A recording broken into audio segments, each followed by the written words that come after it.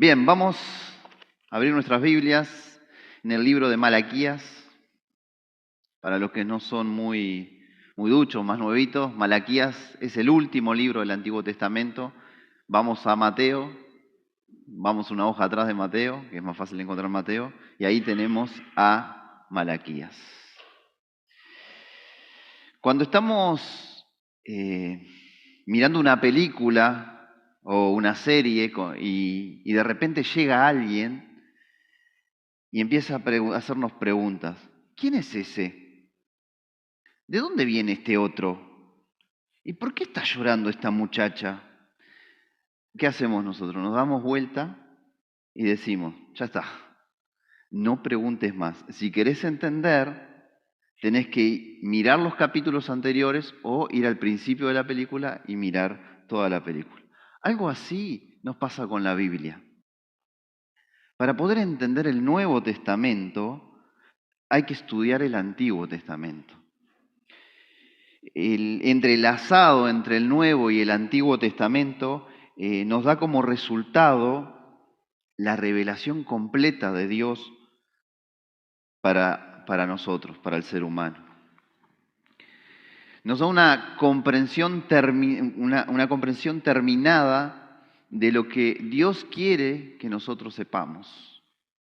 En el Antiguo Testamento vemos cómo el ser humano, en todas sus condiciones, no logró encontrar por sí mismo un camino que lo realizara. Fracasó en cada uno de sus intentos. Como individuo, como vemos al ser humano en Adán, cómo intenta hacer sus propias reglas y toma decisiones propias, las cuales van en contra de su relación con Dios. La decisión del hombre de hacer lo que bien le parece lo lleva a alejarse de Dios. Dios le da esa libertad de decisión, no nos obliga a estar a su lado. Le da la libertad de decidir si sigue su guía y así vivir de la forma para la cual fue hecho, o de otra manera, seguir su propio pensamiento que lo lleva a algo ilusorio, a una realidad alejada de Dios. Luego, como familia, el ser humano en la familia de Abraham y sus descendientes, lo vemos tomando decisiones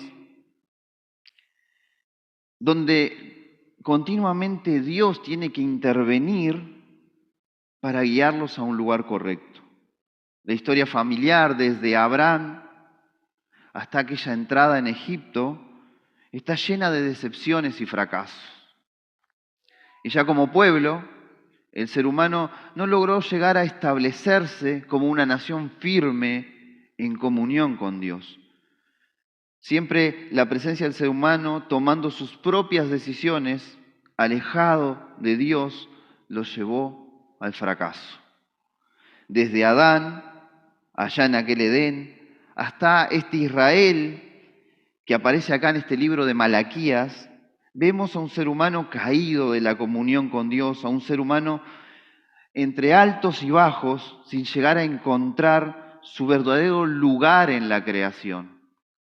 Hoy vamos a ver, después de todo lo ocurrido durante miles de años, cuando se cierra el Antiguo Testamento, el canon, y cómo se presenta Israel en este último tiempo, registrado acá en el libro del profeta Malaquías. No sabemos prácticamente nada de este profeta Malaquías. Mismo su nombre podría ser un título de su tarea nada más, que significa mensajero de Dios. El otro dato que tenemos es la época donde se presenta este relato.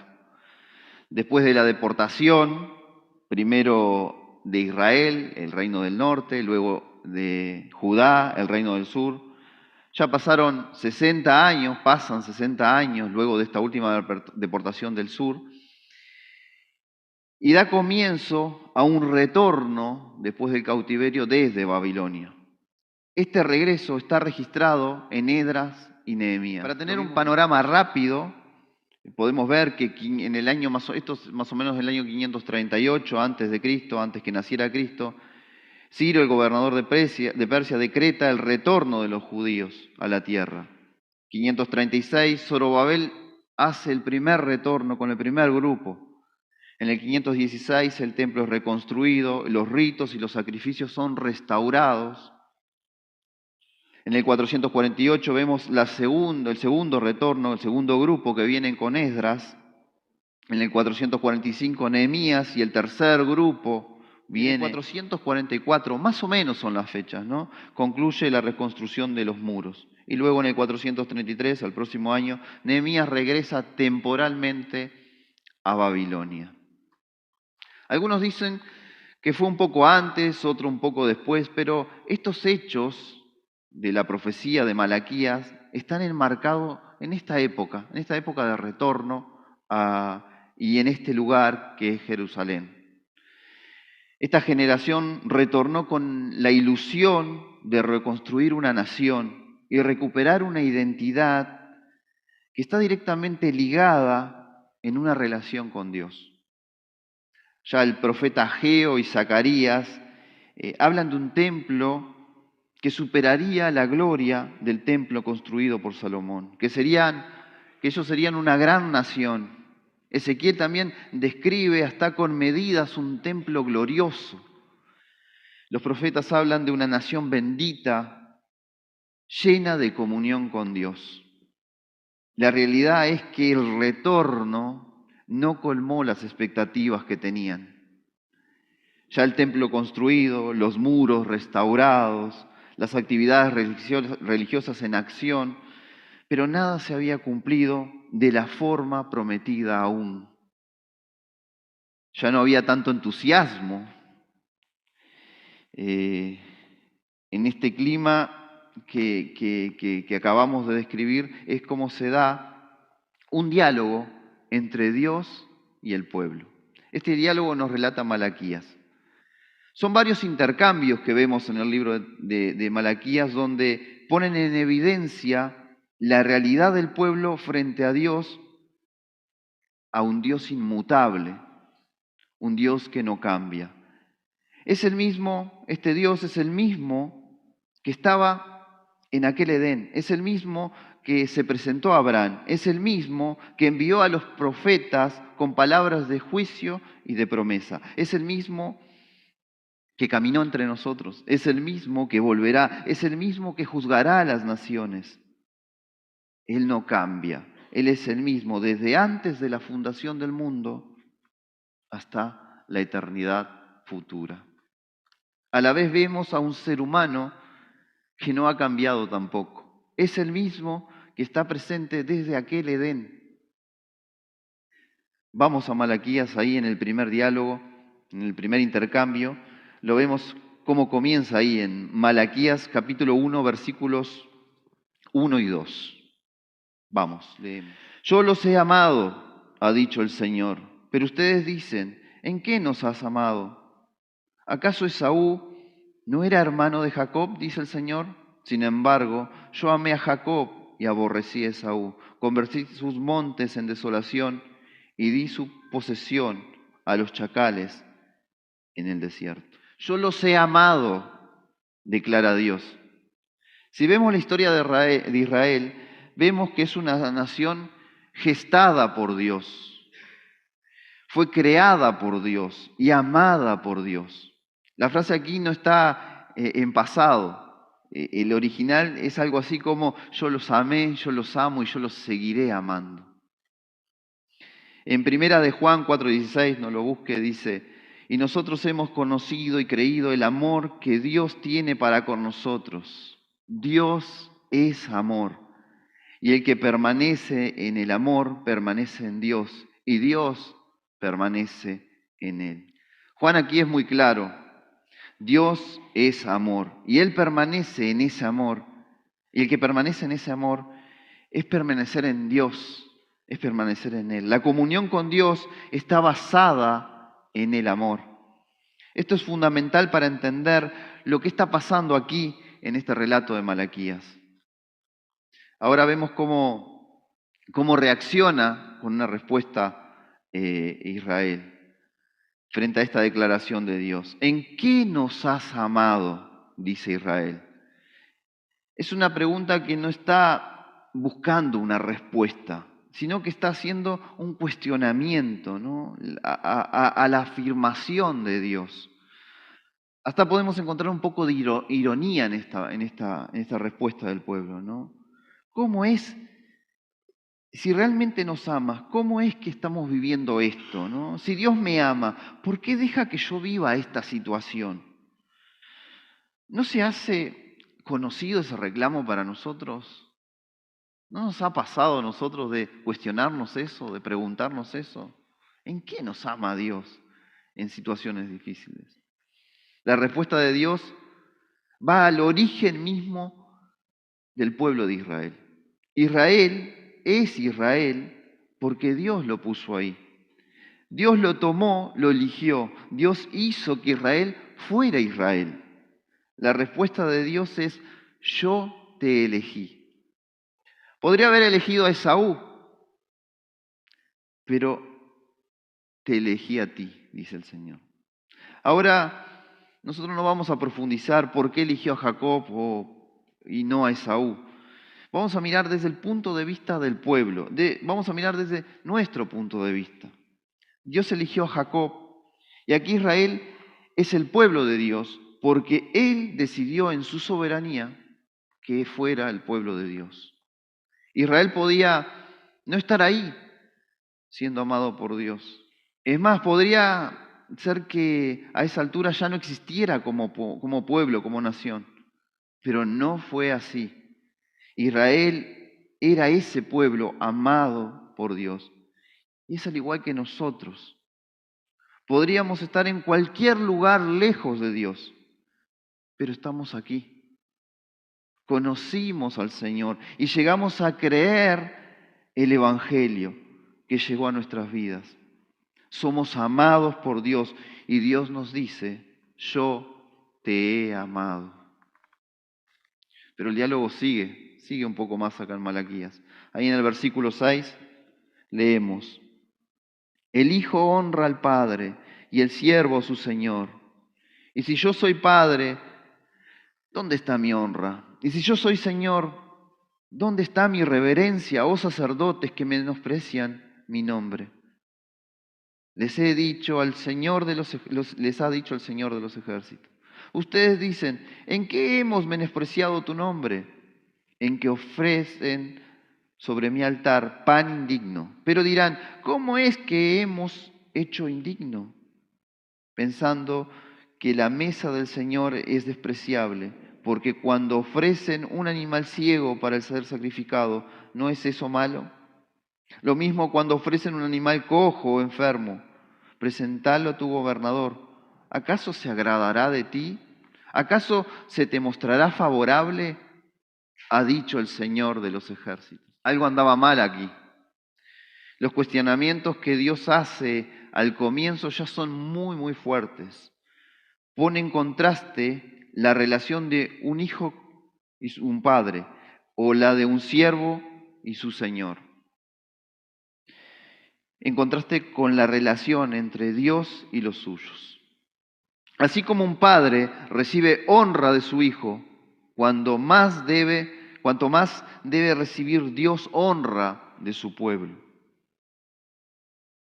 Y como un señor recibe reverencia de sus siervos, ¿cómo no recibirá Dios reverencia de sus sacerdotes? Lo que está pasando aquí es algo terrible. El pueblo y los sacerdotes no están honrando y respetando a Dios, están actuando sin tener en cuenta a Dios en las mismas cosas que representan esa relación entre Dios y los seres humanos. Ellos le quitan el valor a la relación con Dios, menosprecian a Dios. Estas cosas suelen pasar cuando el ser humano pone la confianza en las cosas como a él le parece y no en Dios mismo. Cuando las cosas no salen como ellos quieren o les parece, se pierde la confianza en Dios y que es el que está a cargo. Y ya todo lo que hace es sin darle el valor o el entusiasmo adecuado. Ya no hay motivación porque no se me fue dado lo que quería y le echamos la culpa a Dios. Y ya la respuesta es irónica también, como aquella primera respuesta. ¿En qué menospreciamos tu nombre? Yo no veo nada mal acá en lo que estoy haciendo. Estoy cumpliendo. ¿Por qué es indigno? Nos reunimos todos los domingos, venimos a los estudios bíblicos, damos ofrendas, cantamos, hasta visitamos enfermos, tenemos programas de radio, podcast, hacemos campañas. Ellos cumplían los ritos, pero simplemente lo estaban haciendo como un mero acto religioso sin compromiso. No estaban cumpliendo con llevar lo mejor al altar, daban lo que les sobraba o lo que menos valor le tenían, ¿no? Los sacerdotes eran cómplices en esto. Aceptaban y eran parte de esta hipocresía. Esa relación de amor, de esperanza y confianza en Dios no estaba presente. Después de miles de años de historia, aún el ser humano sigue volviendo a aquel Edén, alejándose de Dios, haciendo las cosas como bien le parece, sin tomar en cuenta a Dios. Menospreciar es darle menos valor a algo. Y era esto lo que estaban haciendo los sacerdotes. Al dejar pasar esto, al realizar los ritos y sacrificios con estos tipos de animales defectuosos. Esa comparación que hace Dios con el gobernador nos hace entender que cuando vamos a hacer cualquier cosa para el Señor, es como ir a sentarnos a la mesa y llevar una comida, sentarnos a la mesa con Él, con el Señor, y llevar una comida. Podemos valorar mucho el sentarnos a la mesa y llevar lo mejor de nosotros, o menospreciar este momento y damos lo que nos sobra. A tal punto es tan terrible esto que Dios en el versículo 10, quiero que me acompañen a leerlo ahí, dice: ¿quién de ustedes cerrará las puertas para que no enciendan en vano mi altar? Yo no tengo agrado en ustedes, ni aceptaré la ofrenda, ha dicho el Señor de los ejércitos. A veces mirando el mundo evangélico, vemos cosas que no podemos creer. Pastores, evangelistas, maestros, miembros de iglesia, personas que deberían llevar las marcas del Evangelio en nuestras vidas, y nos encontramos con concesiones que no deberían estar. Así como estos sacerdotes vivían rituales y sacrificios vacíos de Dios, sin reverencia alguna, sin honra alguna, escuchamos de abusos sexuales, de manipulaciones económicas, de abusos de poder, de encubrimiento a pedófilos, pero vuelven a subir a los púlpitos sin reconocer sus errores. Estos sacerdotes estaban en el templo de Dios haciendo la tarea para Dios, pero sin Dios. El llamado es a reflexionar si en lo que estamos haciendo está Dios. Si no será como dice el versículo 10, donde Dios prefiere cerrar las puertas y ya no ver más tanta hipocresía. Ya en el capítulo 2 sigue este diálogo donde Dios presenta a un pueblo que cada vez muestra más evidencia de haberse alejado de Él. Ya tenían el templo, ya estaban establecidos en su tierra, ya tenían a Jerusalén amurallada, ya estaban los ritos y sacrificios en acciones. Pero ellos estaban lejos, estaban en el cautiverio de sus pecados, alejados de Dios. Parecían, pero no eran. Estaban acoplándose al mundo en que vivían, trayendo mujeres que servían a ídolos, dejando y divorciándose de sus mujeres, buscando algo diferente. Ellos lloraban y reclamaban que Dios no miraba con agrado sus ofrendas. Y preguntan, ¿por qué? Ahí en el versículo 2:14, versículo 14 del capítulo 2. ¿Por qué? Preguntan ellos. ¿Por qué mirás sin agrado mis ofrendas? La lejanía de esta relación con Dios lleva a vivir vidas donde ya no hay límites y se va muy, muy lejos, lejos de Dios. En este caso, la idolatría y el divorcio son esas cosas que Dios desprecia. Pero lo mismo nos pasa. El vivir una religión vacía nos lleva a vivir como vive el mundo. Hacemos trampa, mentimos, amamos aquello que no debemos amar. Accedemos al bienestar que nos ofrece el mundo y muchas veces a estas cosas que nuestra carne le gusta, que esa debilidad que nos gusta. Transamos y negociamos con cosas que son innegociables. Terminamos viviendo dos vidas aparentes, una en la iglesia y sus actividades y otra secular. Pero la mala noticia es que no hay dos vidas. Una vida así, de esta forma, en dos lados, es una vida sola alejada de Dios. Así como esta gente que nos relata Malaquías. Y esto sigue aún. Malaquías 2:17 dice, y ustedes cansan al Señor con sus palabras y dices, ¿en qué los cansamos? ¿En qué dicen? Cualquiera que hace lo malo es bueno ante los ojos del Señor y de los tales se agrada. O, ¿dónde está el Dios de la justicia? Lo interesante es que Israel quiere dar vuelta a la cosa y trata de culpar a Dios. Dios dice que se cansa de esto. En realidad es una expresión que se usa para decir que el ser humano pasó sus límites, ya pasó todos sus límites. Decir que Dios se cansa es para que se entienda desde un punto de vista humano. No se trata de que Dios se le escapó de las manos todo esto y se fastidió. Dios ya sabe todo, pero en esta forma de expresar el autor nos hace entender a dónde llegó el actuar del ser humano. Este ser humano llegó a su límite cuando lo llama a Dios injusto. Es algo que el ser humano tiende a hacer cuando se ve en aprietos o cuando no se le da lo que quiere de la forma que él quiere. Como aquel niño caprichoso que quiere algo y cuando su papá no le da porque no corresponde, lo acusa de injusto o de malo.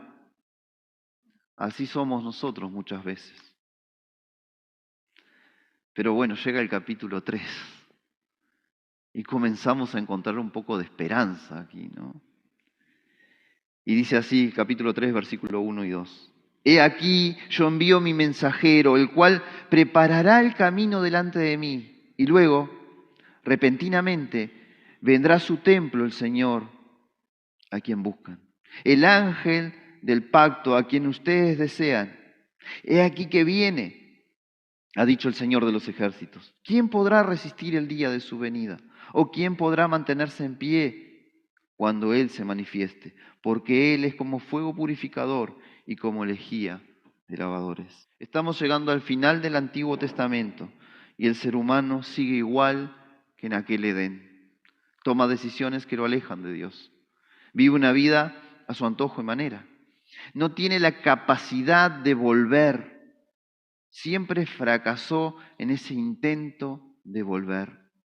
El Antiguo Testamento deja claro que el ser humano necesita algo más para poder retomar esa comunión con Dios. Aquí en este capítulo 3 nos comienza a hablar de nuestro Señor Jesucristo. Todo aquel ideal presentado en Ageo, Zacarías y Ezequiel se comienza a materializar en Jesús. Toda esa gloria que ellos buscaban después del retorno estaba un poquito más adelante. A veces el ser humano espera promesas de Dios y parece que no llegan. Y parece que lo que estamos viviendo no era bien lo planeado. Pero debemos saber algo, que todo lo que Dios planificó y prometió se cumplió en el momento que debería cumplirse. Lo que le va a dar un verdadero sentido a la vida es una relación con Dios. Y eso solo puede llegar mediante la obra de nuestro Señor Jesucristo. Dice el versículo 2 del capítulo 3, Él es como fuego purificador que limpia, que quita lo impuro. Es como lejía de lavadores, como ese jabón que limpia y saca la suciedad de nuestras vidas. Dios es el mismo siempre y siguió su plan y llegó hasta aquí.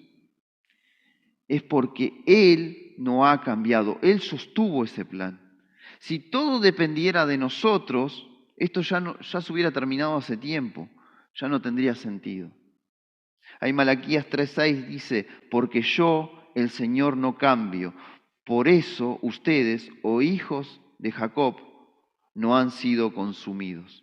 Dios llama a que nos volvamos a Él y Él se volverá a nosotros. La esperanza está en Dios, no en nosotros, no en el ser humano. Es interesante cómo el versículo 8 usa la palabra robar. Esto es muy interesante. Cuando habla de las ofrendas y el diezmo. Esta palabra que usa aquí es interesante para demostrar la desfachatez que tenía el pueblo en ese momento. Esta palabra es traducida, sería arrebatar con violencia. Es algo así como nos pasa a nosotros, lo que vemos en el informativo y todo esto, una rapiña. Una rapiña es robar con violencia, es arrebatar con violencia. En nuestro tiempo sería una rapiña. No dice que hicieron un engaño, no dice que fue un desfalco, no dice que lo hicieron en encubierto. Dice que lo hicieron abiertamente, que no les importaba nada. Es tal el alejamiento que llegan que ellos robaban a cara descubierta, sin importarles ser descubiertos. Cuando ya no le temo a Dios, ya no estoy a un nivel, ya estoy en un nivel muy bajo. Y si se quiere, hay un poco de incoherencia en eso, ¿no? Dios demanda restauración, restaurar aquello robado, volver a hacer las cosas de forma genuina y de corazón.